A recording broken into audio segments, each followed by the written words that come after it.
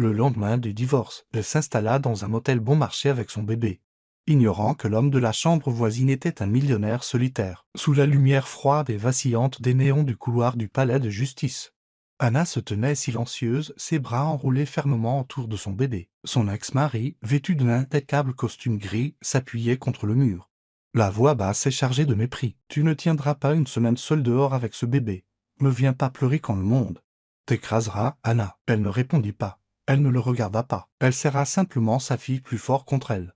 La fine couverture en polaire à peine suffisante contre le froid de l'air ou le froid de ses paroles. Elle passa devant lui, la tête haute, le souffle court. Il ne la suivit pas. Il n'en avait pas besoin. Sa voix resta avec elle longtemps après qu'elle fut sortie. La pluie l'accueillit comme une gifle, froide et continue. Elle se tint sous un auvent rouillé dans le parking presque vide.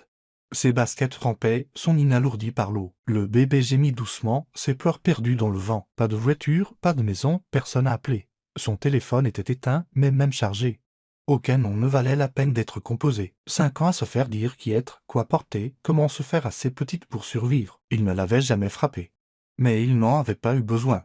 Les dégâts avaient été plus silencieux, plus profonds. Maintenant, il n'y avait que le silence, un bébé et le bruit de la pluie, avec les derniers $58 de son portefeuille. Anna alla à un taxi et demanda à être conduite n'importe où de bon marché et sûr. Le chauffeur la déposa 20 minutes plus tard devant un motel délabré au bord de la route.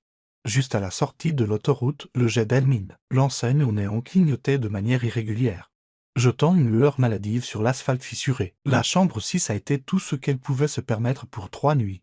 La pièce sentait légèrement le moisi et le tabac froid. Les murs étaient tachés et s'écaillaient par endroits, le sol carrelé était froid et inégal. Le radiateur gémissait comme s'il rechignait à être utilisé. Une unique lampe blafarde vacillait sur la table de chevet. La couverture sur le lit était fine, les draps légèrement jaunis par le temps. Le plafond avait une tache d'eau brune en forme d'empreinte de main. Ce n'était en rien un foyer, mais c'étaient 4 murs et une porte qui se verrouillaient. Anna posa délicatement le bébé sur le lit, puis s'effondra à côté d'elle. Ses bras étaient engourdis, ses pieds lui faisaient mal, son esprit refusait de penser à demain. Cette nuit-là, alors qu'elle était assise immobile dans le noir, écoutant la douce respiration de son bébé se transformer en un léger ronflement, elle entendit un léger tapotement. 3 coups, provenant du mur derrière le lit, celui qu'elle partageait avec la chambre voisine. Elle se figea, retant son souffle. Rien ne suivit, juste le 0-100 attaque de l'horloge murale et le vrombissement du radiateur. Peut-être un tuyau, peut-être que quelqu'un avait fait tomber quelque chose, peut-être l'avait-elle imaginé. Elle resserra la couverture autour de sa fille et se recoucha. La nuit suivante, cela se reproduisit. 3 coups doux et délibérés. Anna se redressa. Cette fois, elle n'hésita pas. Elle tendit une main et tapa doucement sur le mur. 3 fois. Elle ne savait pas pourquoi. Peut-être par défi, peut-être par espoir, peut-être avait-elle simplement besoin de savoir que quelqu'un, n'importe qui, écoutait, et de l'autre côté de ce vieux mur fin, quelqu'un écoutait. Le lendemain matin, Anna sortit de sa chambre de motel juste après le lever du soleil, tenant un petit sac poubelle dont une main tout en portant son bébé contre son épaule de l'autre. Le froid de l'air mordait à travers son pull fin et le trottoir était encore glissant de la pluie de la nuit. Elle se pencha pour poser le sac près de la poubelle rouillée juste à côté de la porte quand quelque chose attira son attention. Un morceau de papier plié, soigneusement glissé sous le cadre de la porte. Elle se figea. Il était propre, sec, et avait été placé avec soin comme pour être trouvé. Anna le ramassa de ses doigts lents, son cœur battant déjà plus vite qu'il ne l'aurait dû. Elle déplia la note et lut le message écrit d'une écriture ferme et assurée. « Si jamais vous avez besoin de quoi que ce soit, frappez simplement 3 fois à nouveau. Chambre 6B. » Elle fixa les mots un long moment. Ses lèvres s'entr'ouvrirent comme pour parler. Mais aucun son ne sortit. Elle regarda vers la chambre voisine, la 6B. La porte était fermée, les rideaux tirés, silencieuses. Qui que ce fût, cette personne avait entendu ses coups. Elle a relu la note encore et encore. Puis, sans un mot, elle la replia et la glissa dans la poche de son manteau. Elle ne répondit pas. Cette nuit-là, le bébé se mit à pleurer, d'abord doucement, puis plus fort, ses joues devinrent rouges et son petit corps irradiait de chaleur. Anna toucha son front et sentit la chaleur indubitable de la fièvre. La panique lui noua la gorge. Elle farfouilla dans son sac. Pas de Tylenol, pas de thermomètre, pas de lait maternisé. Elle avait utilisé la dernière dose la veille. Il n'y avait pas de magasin à proximité, pas de voiture pour s'y rendre. Et le bureau du motel avait fermé des heures auparavant. Le bébé pleurait plus fort. Les mains d'Anna tremblaient. Elle enveloppa sa fille plus étroitement. dans la couverture et la berça, lui chuchotant des berceuses d'une voix brisée. Et puis elle se souvint. La note. Ses yeux se tournèrent vers le mur, son souffle se coupa. Elle tendit lentement la main et frappa. 3 coups doux et délibérés sur le mur. Sa main s'attarda là. La paume pressée contre la peinture délavée. Puis elle la retira et serra son bébé contre elle, essayant de calmer les sanglots dans sa propre poitrine autant que ceux dans ses bras. 1 heure passa, puis vint un bruit, un léger bruissement à la porte. Anna ouvrit. Par terre se trouvait un petit sac de lait maternisé, scellé et non ouvert. À côté, 2 doses uniques de médicaments contre la fièvre pour bébé étaient soigneusement disposées. Il n'y avait pas de notes, pas de voix, pas de bruit de pas s'éloignant dans la nuit. Juste l'air froid et le son régulier de la respiration de son enfant qui s'adoucissait contre sa poitrine. Anna baissa les yeux sur les provisions. Puis de nouveau sur la porte silencieuse de la chambre 6B. Des larmes emplirent ses yeux, mais pour la première fois depuis très longtemps. Ce n'étaient pas des larmes de peur ou de honte, c'étaient les larmes de quelqu'un qui avait enfin été entendu. La neige était tombée légèrement la nuit précédente, recouvrant le sol d'une douce couche de blanc qui crissait doucement sous les chaussures d'Anna. Alors qu'elle entrait dans la cour arrière du motel, le soleil du matin était enfin revenu, faible mais doré, faisant fondre le givre le long des bordures de la pelouse clairsemée. Anna serrait sa fille contre elle, le bébé emmitouflé dans une couverture de laine, sa petite tête dépassant avec de grands yeux curieux. Elle marchait lentement, plus pour sentir l'air frais que pour aller quelque part. La cour était calme, encadrée d'arbres sans feuilles et de vieilles tables de pique-nique. Puis, sous un érable nu près du coin, Anna vit quelqu'un assis seul, un homme. Il portait un épais pull gris, un nid foncé et des bottes saupoudrées de neige. Ses cheveux blonds foncés étaient légèrement ébouriffés et il était assis, une jambe croisée sur l'autre, un livre ouvert entre les mains. Malgré le froid, il semblait paisible, fatigué peut-être, mais d'un calme qui paraissait immuable. Anna hésita, puis hocha poliment la tête en passant devant lui. Il leva les yeux et lui offrit un léger sourire. « Belle matinée », dit-il de sa voix grave et calme. Elle lui rendit son sourire, prudente mais polie. « Oui, enfin, ma fille en avait assez des murs. » Il jeta un coup d'œil au bébé, qui cligna des yeux en le regardant avec une curiosité endormie.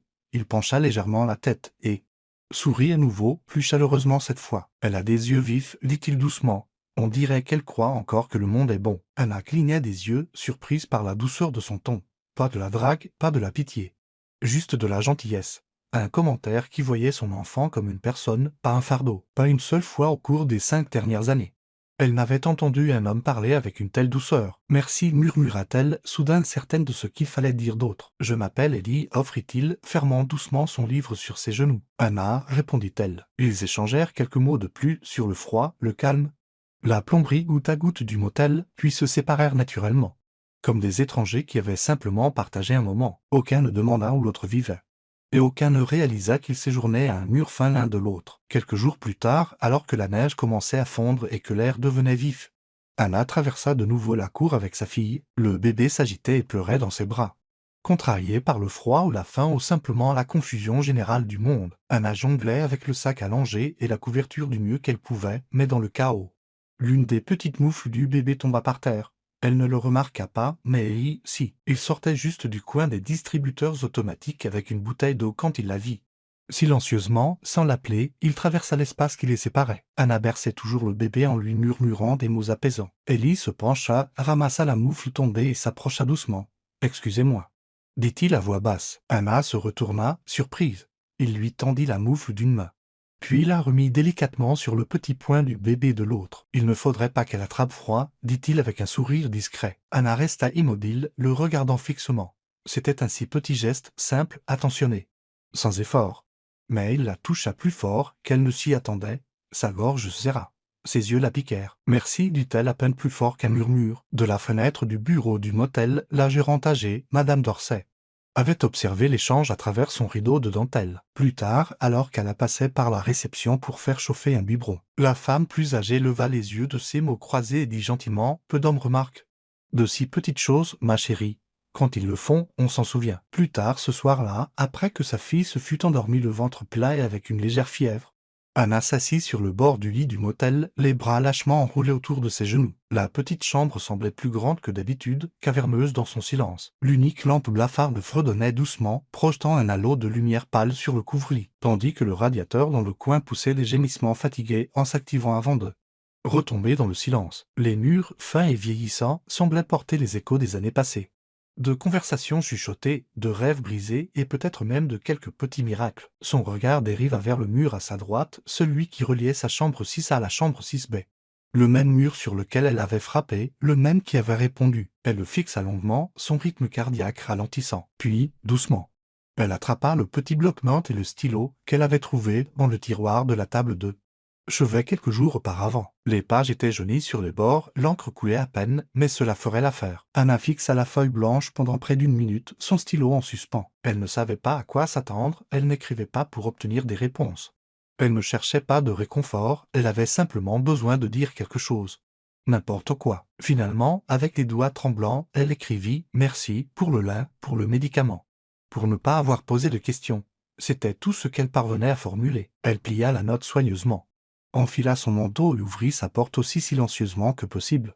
Le couloir était vide, éclairé seulement par une lumière vacillante au plafond. Elle traversa la courte distance jusqu'à la chambre 6B et glissa doucement le papier plié sous la porte, le laissant là où elle avait trouvé le message original. Puis elle retourna dans sa chambre et s'assit dans le noir. En disait-elle trop? En disait-elle trop peu? Est-ce que ça avait de l'importance? Elle s'endormit en serrant sa fille contre elle, avec le faible espoir que le coup auquel elle avait répondu ne sera pas le dernier. Le lendemain matin, en ouvrant sa porte pour aller chercher un jeu au distributeur au bout du couloir, elle faillit marcher dessus. Une autre note, pliée proprement, placée exactement au centre de son paillasson. Elle la déplia lentement, le souffle coupé.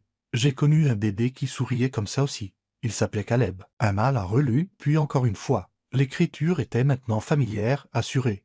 Même en disant quelque chose de si vulnérable, il y avait quelque chose de lourd dans la simplicité de la phrase. Quelque chose de non dit sous ce nom. Elle jeta un coup d'œil vers la chambre 6B. Les rideaux étaient tirés, aucun son, aucun mouvement. Pendant un long moment, elle envisagea de frapper. Au lieu de ça, cette nuit-là, elle écrivit à nouveau. Mon mari ne me frappait pas. Il n'en avait pas besoin. Je n'avais pas le droit de porter des robes d'été. Il n'aimait pas quand je souriais trop. Il comptait les œufs dans le réfrigérateur. J'ai oublié qui j'étais. Elle fixa le papier une fois terminé, partagé entre le soulagement et la peur. Ses mains tremblaient légèrement. Elle faillit le déchirer. Mais au lieu de cela, elle le plia soigneusement et, juste avant minuit, le glissa sous sa porte. La réponse arriva l'après-midi suivant. Elle la trouva qui l'attendait près de sa porte. Comme la fois précédente, mon frère a élevé Caleb seul. J'étais toujours en train de travailler, de bâtir une entreprise, d'essayer d'être quelqu'un. Il m'a demandé de venir un week-end pour l'aider à visiter une nouvelle maison près d'un lac. Je lui ai dit que j'étais trop occupé. Ils ont eu un accident de voiture en se rendant à cette maison. Je ne les ai jamais revus. Anna lut les mots assise sur les marches devant sa chambre, sa fille endormie dans ses bras. Son petit corps chaud et immobile. La douleur qui s'épanouit dans sa poitrine n'était pas de la pitié, c'était de la reconnaissance. La douleur des si du silence, du trop tard. Chaque meute qui suivit vint plus facilement et pourtant coupait plus profondément. Comme si l'on pelait les couches de peau qui s'étaient formées pour protéger des blessures jamais vraiment guéries. Elle y écrivit « Je pensais que je devais disparaître pour me punir. Peut-être que je le pense encore. » Anna répondit « Je pensais que si je restais assez petite, je serais enfin en sécurité. » Il ne signait jamais les notes, ne posait jamais de questions personnelles.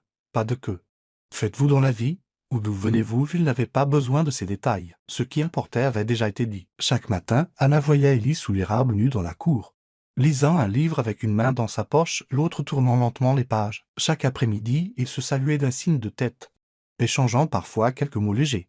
Il la fit rire une fois avec une blague pince son rire. Sur le café douteux du motel, elle le vit sourire en retour, un sourire faible et sincère. Ils sentirent tous les deux que quelque chose changeait, mais aucun ne connaissait la vérité. Ils ne savaient pas que les mots, qui vivaient dans des morceaux de papier pliés sous leur porte, venaient des mêmes mains qui se passaient des bouteilles de jus et des paniers, linge dans le couloir, même s'ils ne le savaient pas. Le mur entre eux commençait déjà à disparaître. Le vent hurlait dehors comme un animal blessé, faisant vibrer les vitres de la chambre 6A.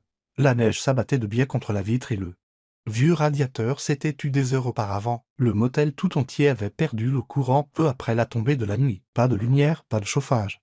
Seulement le froid qui s'infiltrait sous les fentes de la porte et des fenêtres. Anna enveloppa sa fille dans 2 couches de couverture et la serra contre sa poitrine. La respiration du bébé était douce et régulière. Ses petits doigts s'enroulaient dans le tissu du sweatshirt d'Anna. L'obscurité se pressait, épaisse, de tous les côtés. Anna attrapa la bougie de secours qu'elle avait trouvée dans le tiroir de la table de chevet le jour de son arrivée. Elle était courte et trapue, sa cire inégale après des années de négligence. Elle l'alluma et la plaça près de la base du mur qui la séparait de la chambre 6B. La flamme vacilla, projetant de longues ombres tremblantes sur le papier peint qui s'écaillait. Elle s'assit à côté, berçant doucement sa fille, les yeux fixés sur la lueur de la bougie. Ne sachant pas pourquoi elle l'avait placée là, seulement que cela semblait juste. Une sorte d'offrande, un signal, une prière. Et puis, cela arriva. Dessous le mur, à quelques centimètres seulement de la douce lueur de sa bougie, une autre lumière apparut. Une seconde bougie, sa flamme vacilla et dansa à côté de la sienne, séparée seulement par une cloison sèche et de la pâture. Anna regarda fixement, sans mot, sans coup, sans note. Juste deux petites flammes dans le silence d'une nuit glaciale, se penchant l'une vers l'autre à travers une barrière trop fine pour retenir la chaleur. Elle laissa échapper un souffle qu'elle n'avait pas réalisé qu'elle retenait. Elle murmura dans le silence.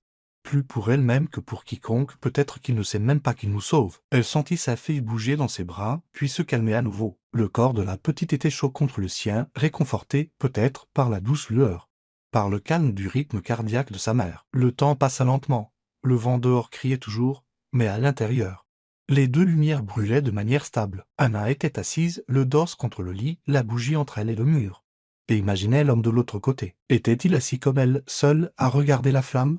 Sainte demandait-il si elle avait vu sa lumière aussi? Elle pressa doucement ses doigts contre le mur, à plat, à l'endroit où les deux bougies se touchaient presque. Aucun son ne vint, mais quelque chose vint.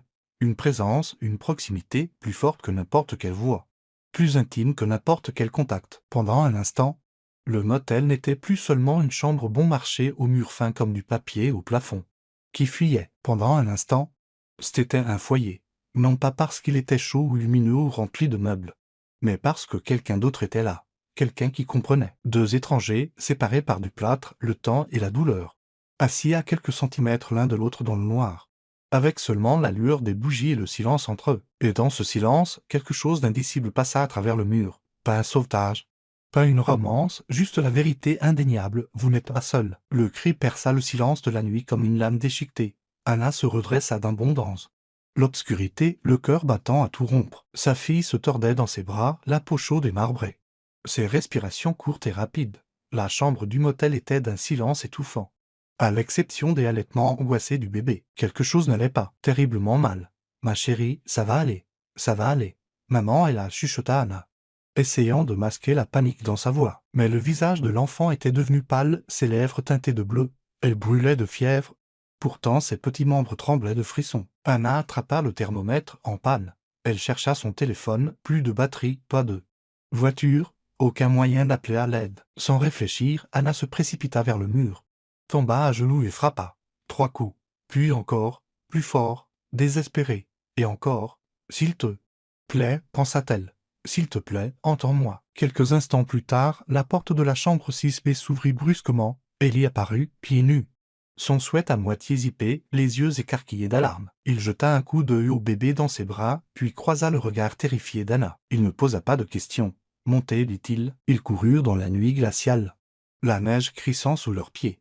Le SUV d'Ellie était déjà en train de chauffer. Il l'avait laissé tourner. Toujours prêt, peut-être. Il ouvrit la portière passager et aida Anna à monter, puis sauta sur le siège conducteur, les pneus crissant alors qu'il s'engageait sur la route déserte. Anna serrait sa fille contre elle, son corps tremblant tandis qu'elle chuchotait au bébé « Reste avec moi, reste avec moi ». La mâchoire d'Ellie était crispée, les yeux fixés sur la route, les jointures blanches sur le volant. Puis il attrapa son téléphone, composa un numéro de mémoire. « Tom, c'est Ellie. J'ai besoin d'aide. Maintenant, c'est un bébé. Pas d'assurance. Je l'amène. » Il marqua une pause, écoutant. « Oui, dans 10 minutes. » Il mit fin à l'appel. Anna le dévisagea, traitant à peine l'information. « Qui est Tom ? » ?»« Mon médecin. » Son souffle se coupa. « Vous avez un médecin privé ?» Il ne la regarda pas. C'est compliqué. Quelques minutes plus tard, ils s'arrêtèrent en dérapant devant un bâtiment élégant et inconnu, calme, immaculé, avec une enseigne bien éclairée qui disait « Pavillon médical privé », avant qu'Anna ait pu dire quoi que ce soit. Les portes d'entrée s'ouvrirent et 2 infirmières se précipitèrent avec une civière. Pas de questions, pas de paperasse. Elles prirent le bébé de ses bras doucement, rapidement. Anna les suivit, pieds nus et affolée, dans un couloir chaud et stérile où le personnel médical se déplaçait avec une précision silencieuse. Dans la chambre pédiatrique, les moniteurs bipaient. Une douce lueur bleue éclairant le visage de sa fille. Oxygène, perfusion. Une voix calme et concentré, expliqua tout. Pic de fièvre, possible VRS. Nous l'avons stabilisé. Anna s'effondra dans une chaise. Le soulagement l'inondant comme une digue qui cède. Son corps tremblait. Dehors, dans le couloir, Ellie se tenait les mains dans les poches. La tête légèrement baissée. Elle sortit doucement, refermant la porte derrière elle. Il ne se retourna pas. Ellie, dit-elle.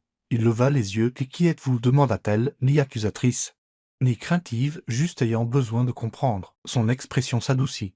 Je suis juste quelqu'un qui a autrefois perdu un enfant qu'il aimait.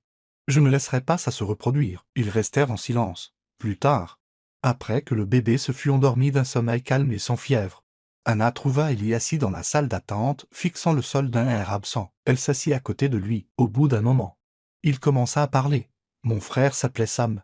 Il était père célibataire. Un bon en plus. Il disait que le seul rêve qui lui restait était d'élever son fils près d'un lac. Quelque part de calme, de sûr. Anna écoutait, immobile. J'avais promis de leur acheter la maison. Nous signons le contrat cette semaine-là. Mais j'ai annulé, reporté. Quelque chose à propos d'une réunion avec des investisseurs. Il n'est jamais arrivé à la propriété.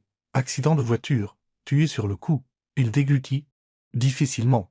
Son fils, Caleb, est mort 3 jours plus tard. La main d'Anna se posa lentement sur la sienne. Ellie ne bougea pas. J'avais tout l'argent, tout le succès, et ça ne signifiait rien quand je n'ai pas pu les sauver. Sa voix se brisa. Alors j'ai vendu mes parts, je suis parti. J'ai erré, cherchant quelqu'un que je pourrais aider. Quelqu'un qui aurait encore une chance. Anna serra sa main plus fort. Vous avez sauvé quelqu'un, dit-elle doucement. Il la regarda enfin. Vraiment, pas comme la femme de la chambre d'à côté, pas comme la mère en crise, mais comme quelqu'un qui avait perdu, tout comme lui, et qui avait trouvé son chemin d'une manière ou d'une autre. Aucun d'eux ne dit un mot de plus. Ils restèrent assis en silence, côte à côte, leurs mains toujours jointes. Dans l'immobilité de ce couloir d'hôpital, quelque chose changea. Une blessure qui saignait en silence depuis des années commença enfin à se refermer. Pas avec de grands gestes, mais avec un seul moment de silence, et une main qui choisit de ne pas lâcher. Une semaine s'était écoulée depuis cette nuit à l'hôpital. Mais Anna pouvait encore en sentir le poids. Comme un rêve qui s'était trop profondément imprimé dans sa poitrine. Sa fille s'était rétablie, souriant et gazouillant à nouveau comme si de rien n'était. Mais quelque chose avait changé, en Anna, en Ellie, dans la façon dont ils se regardaient, dans le silence qu'ils partageaient. Par un après-midi vif, Ellie arriva dans son SUV et demanda doucement « Voudriez-vous aller quelque part avec moi ?» Juste un petit tour en voiture. d'Anna hésita, puis acquiesça. La route serpentait doucement à travers les pins et les champs touchés par le début du printemps. Ils parlèrent peu pendant le trajet. Le silence était confortable, pas gênant. Après environ 30 minutes, Ellie tourna sur un chemin de gravier. Les pneus crissant sous eux. Devant se dressait une petite cabane de 2 étages, nichée au bord d'un lac paisible. La maison était faite de vieux bois, la peinture était délavée mais ne s'écaillait pas. Le porche était long et accueillant, baigné de soleil. Des carillons éoliens se balançaient paresseusement dans la brise. Le reflet des nuages ondulait à la surface de l'eau. Anna sortit lentement, sa fille dans les bras. La petite fille poussa un cri de joie et se dégagea pour trottiner dans la cour, ses rires résonnant dans l'espace ouvert. Anna resta figée, les yeux absorbant la beauté, le calme, l'immobilité. C'est magnifique, murmura-t-elle. Ellie se tenait à quelques pas, les mains dans les poches de son manteau. C'était la maison de rêve de mon frère. Il n'a jamais pu y vivre. Elle est vide depuis. Anna se tourna vers lui, les sourcils froncés. Pourquoi m'avez-vous amené ici? Ellie hésita. Lui parla doucement. Parce que je pense qu'il aurait voulu que cette maison signifie quelque chose pour quelqu'un. Elle secoua la tête. C'est trop. Je ne peux pas accepter ça. Je ne veux être le fardeau de personne. Vous n'êtes pas un fardeau, dit-il, gentiment mais fermement. Elle détourna le regard. Je ne vous offre pas cela par pitié, ajouta Ellie. J'ai fait une promesse à Sam, que je trouverais quelqu'un qui avait besoin de ce qu'il voulait donner. Un endroit sûr, pas seulement un abri. Il plongea la main dans son manteau et en sortit une photographie usée. Sur celle-ci, Sam se tenait devant cette même maison, tenant un petit garçon rieur sur ses épaules. Le revêtement était encore cassé à l'époque, l'herbe sauvage et non tondue. Mais le visage de Sam était plein d'espoir. Il voulait que cet endroit soit un foyer pour quelqu'un qui avait besoin de sécurité. Je lui ai promis que je trouverais cette personne. Anna fixa la photo, les doigts tremblants. L'enfant sur la photo avait les yeux d'Ellie. Il continua. Vous et votre fille, vous n'avez pas besoin d'être sauvés. Vous avez juste besoin d'espace pour respirer à nouveau. Des larmes montèrent aux yeux d'Anna. Mais elle les chassa d'un clignement. Elle hocha lentement la tête. Puis-je y réfléchir? Ellie sourit. Bien sûr. Prenez tout le temps dont vous avez besoin. Au cours des jours suivants, Anna retourna au motel, mais se retrouva à retourner au lac. Une fois, puis deux, puis presque quotidiennement. Ellie ne la pressa jamais, mais il était toujours là, réparant un robinet qui fuyait, repeignant un cadre de porte, plantant de nouvelles fleurs le long de l'allée. Un matin, il y avait des jonquilles fraîches dans un bocal, en verre sur le comptoir de la cuisine. Un après-midi, il était dans le jardin, montrant à sa fille comment tasser la terre autour d'un jeune plant de tomates. Il restait parfois pour le dîner. Des dîners silencieux remplis de regards échangés et de petits sourires. Ils ne s'embrassèrent jamais, ne parlèrent jamais d'amour.